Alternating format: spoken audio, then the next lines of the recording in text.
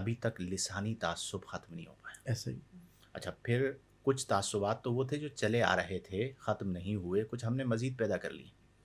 ہمارے یہاں خانقاہی تعصب بھی پایا جاتا ہے، تنظیمی تعصب بھی پایا جاتا ہے، خاندانی تعصب بھی پایا اور جاتا شدت کے ہے، ساتھ. علاقائی تعصب بھی پایا جاتا ہے.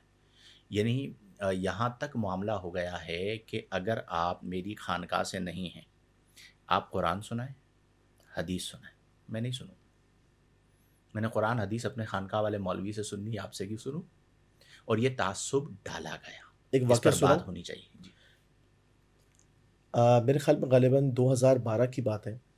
ایک مسجد میں درس حدیث بخاری شریف کا میں نے پلان کیا کہ چلے یار یہ گھر کے قریب ہے تو یہاں جا کر کے جو ہے نا وہ درس بخاری دیا جائے.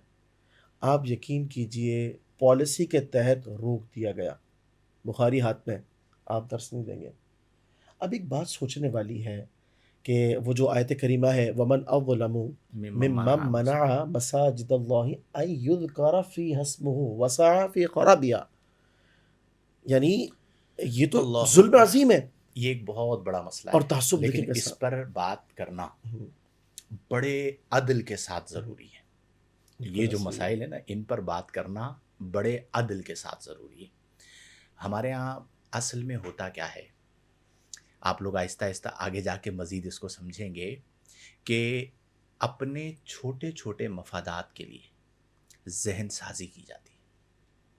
اب میرا مرید ہے نا، اگر میں اس کا ذہن یہی بناؤں گا کہ مجھے اپنے پیر کے علاوہ کوئی سمجھ میں نہیں آتا، آپ دونوں کا ذہن یہ بناؤں گا کہ آپ لوگوں کو ایز اے استاد میرے علاوہ کوئی سمجھ میں نہیں آتا، تو آپ مجھے بتائیے کہ یہ تعصب پھر آگے کہاں تک جائے گا؟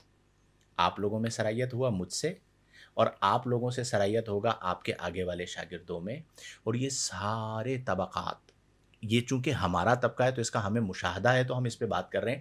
سارے طبقات اپنے چھوٹے چھوٹے مفادات کے لیے یہ کر رہے ہیں. وہ ایک جملہ ہمارے یہاں کہا جاتا ہے یکدر گیر محکم گیر. سنا ہے آپ لوگوں نے؟ اس کا اتنا غلط استعمال ہے جس کی انتہا نہیں. یعنی قادری کہے گا یکدر گیر محکم گیر، نقشبندی کہے گا یکدر گیر محکم گیر، سارے بڑھتے چلے جائیں گے اور ایک طبقہ دوسرے کو پسند ہی نہیں کرے گا. وہ جو یکدر گیر ہے، اس در سے مراد در رسالت مآب صلی اللہ علیہ وسلم، اس سے یونٹی آئے گی، اس سے اتحاد آئے گا. اب عام آدمی اس بات کو نہیں سمجھتا، ٹھیک ہے، اور وہ اس کو کسی اور انداز میں لے رہا ہوتا ہے. جیسے ہمارے یہاں کہا جاتا ہے جس کا کوئی پیر نہیں ہوتا اس کا پیر شیطان ہے، ٹھیک ہے. تو سارے جو طریقت کی بیعت میں نہیں ہے وہ سارے شیطان کے مریدین ہیں. اب وہاں پر پیر سے مراد کیا ہے؟ پیر یعنی مرشد، مرشد کا مطلب یعنی ہدایت دینے والا، ہدایت دینے والے سے مراد کیا ہے؟ قرآن و سنت. جس کا مرشد نہیں ہے تو اس کا مرشد شیطان ہے، یعنی اسے گمراہ کر دیتا ہے. اب صوفیہ نے یہ جملہ کہا تھا اس پورے کانٹیکسٹ کے اندر، اور میں نے اپنے مریدین کے لیے اس جملے کا کانٹیکسٹ ہی بدل کے دیا کہ بھائی تم نے ابھی تک بیعت نہیں کی ہے تو تمہارا پیر جو ہے وہ شیطان ہے.